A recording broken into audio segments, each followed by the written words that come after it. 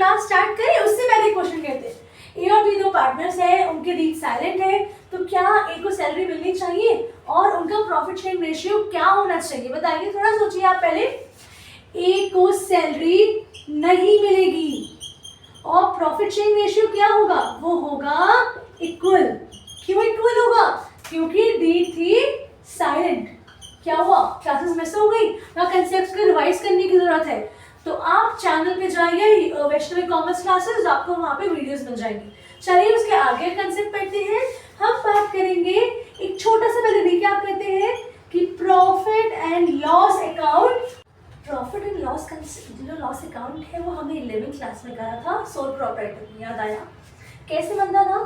Normally हमारे पास credit side में आ गया ग्रॉस प्रॉफिट, डेबिट साइड में आ गए हमारे पास एक्सपेंसेस जो हम लिख रहे हैं, जैसे कि मैंने यहाँ पे लिखे एक एग्जाम्पल्स, बैड डेट्स हो गया, रेंट हो गया।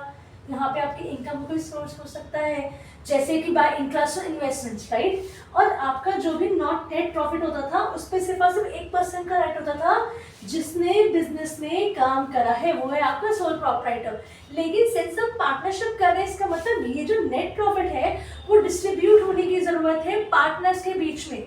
और मैंने क्या कहा था, हमारे पास कम से कम 2 पार्टनर्स होते हैं। मैक्सिमम लिमिट क्या है? मैक्सिमम लिमिट है 50, करेंट लिमिट है 50, राइट। तो इनके लिए अब हमें जरूरत पड़ेगी profit and loss appropriation account की, राइट। समझते हैं ये क्या होता है? प्रॉफिट एंड एप्रोप्रिएशन के बारे में सीखें। देखिए ध्यान रखिए, हम profit and loss appropriation account को बोलते हैं एक्सटेंशन। एक्सटेंशन क्यों?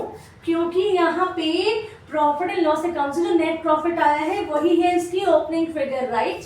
हम इसको रिकॉर्ड करेंगे, ध्यान से सुनिएगा, बिजनेस की पॉइंट ऑफ व्यू से, ना कि बिजनेसमैन।